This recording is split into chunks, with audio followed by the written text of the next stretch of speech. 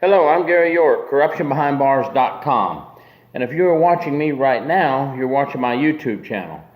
And if you think there's any topics in corrections that I might cover, if you look at my list of YouTube videos, that if any one of them interests you, please subscribe to my YouTube channel.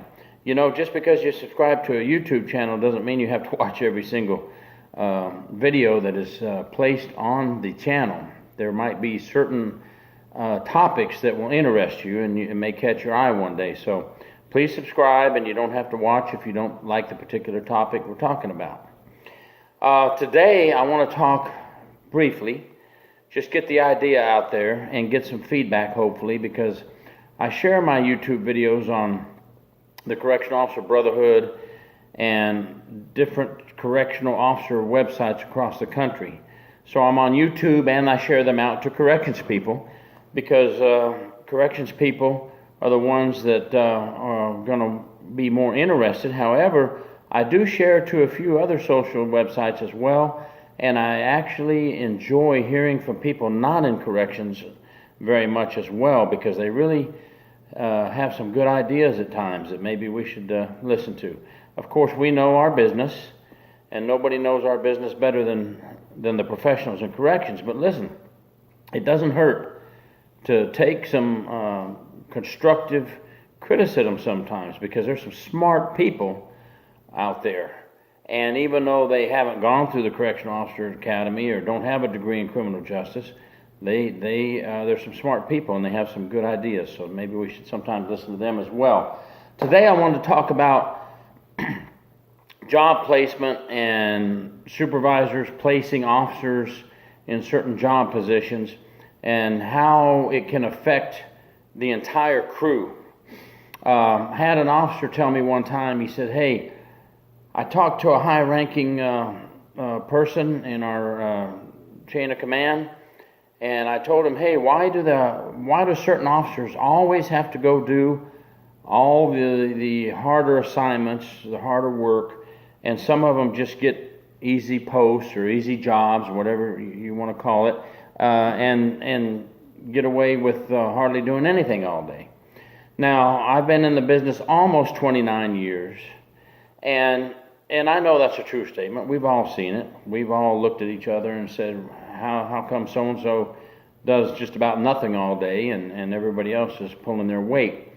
And I want to talk about how that could affect you. And this manager's answer to this officer was, well, there's certain people we can't put in certain jobs, so we have to use the officers that can handle that job.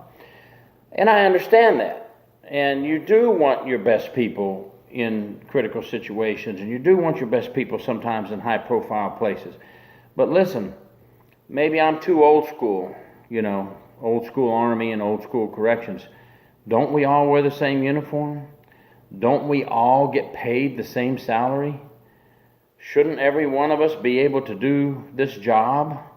And if we can't do the job, shouldn't we cross-train and get everybody on board? Because, in the Army there we always have that old saying, if the staff sergeant falls out, the sergeant takes over. If the sergeant falls out, then the Spec 4 takes over. If the Spec 4 falls out, then the PFC has to take over. Anyway, the Army always taught us, always be ready to take that leadership position. And if you have to do that, you have to know how to do the job, and you have to know how to do all the jobs.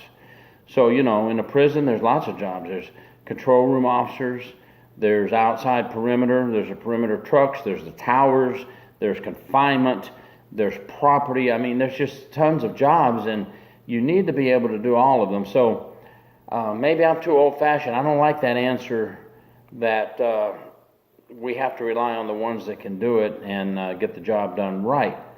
Well, all of us should be able to do it and get the job done right. And if someone cannot do the job, let's take them and train them. We're not going to fire them and get rid of them. Let's take them over and say, okay, I may need you one day in confinement. You may have to be the confinement officer. Here's what you have to do. Boom, boom, boom. You may have to do a suicide watch. You may have to do a hospital transport, outside dental transport. You may have to stay overnight at the hospital. I may need you to jump in that control room and get on there, and you need to know what to do. So I don't buy into any supervisor saying, let's use the ones who know how to do it, and those others, we'll just find them a spot, to get through the day. And that happens. We know it happens. And then we have other types of supervisors who say, we're going to cross-train everybody, and you're all going to get a shot at every position around here until we get this whole shift trained where I can rely on anybody at a moment's notice.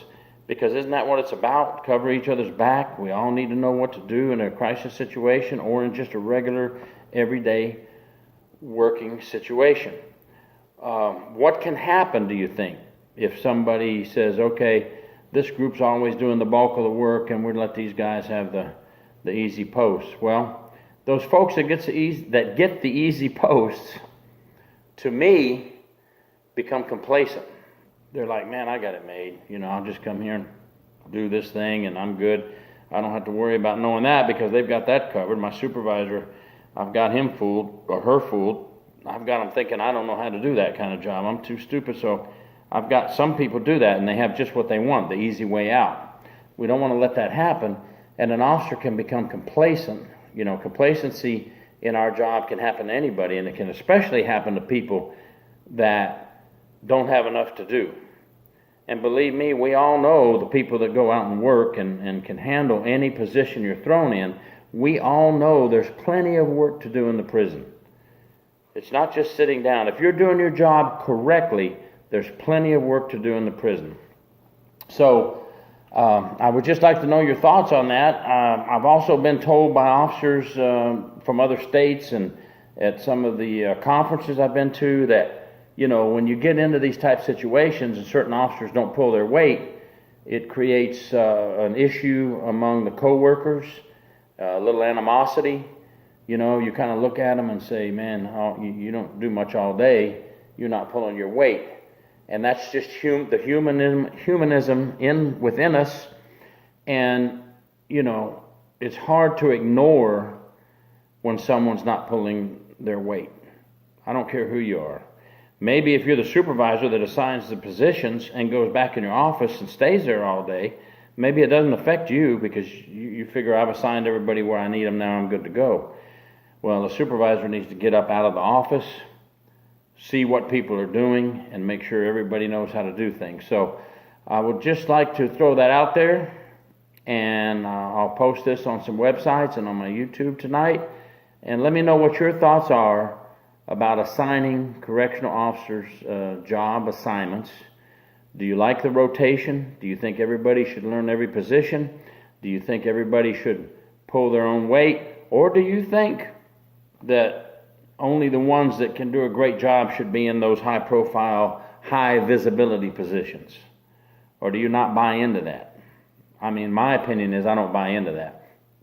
The Army made every single one, from the staff sergeant down in the squad, know what's going on. Everybody needed to be able to jump in and take over if something happened.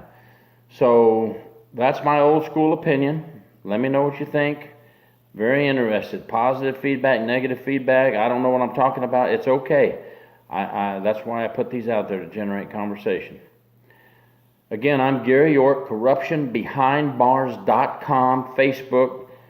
My books are Corruption Behind Bars and Inside the Inner Circle, True Stories of Crime and Corruption in Prisons, in Florida prisons, where I worked as a prison inspector for many years, and also as a correctional officer, and also as a felony probation officer. Let me know what you think, and subscribe to my YouTube. Thanks for listening. Try to keep it short, get some ideas out there. Take care. Good night. Hey, by the way, it's Easter weekend coming up. It's Good Friday tomorrow. By the way, I'll be training all day on Good Friday. We don't get that day off. We go out and train all day. We'll be doing weapons and tasers and cell extraction training, and we're going to do some handcuffing, and we're going to do some self-defense and weapons retention tomorrow. So for Good Friday, those of you that are off, enjoy it. And then the rest of you enjoy the weekend after you get off work. And for those of you that are working on the weekend, which we know how that goes in our job, God bless you. Be safe. Get through the weekend safely and get home to your families, and have a great Easter weekend. Thank you, everyone. Good night.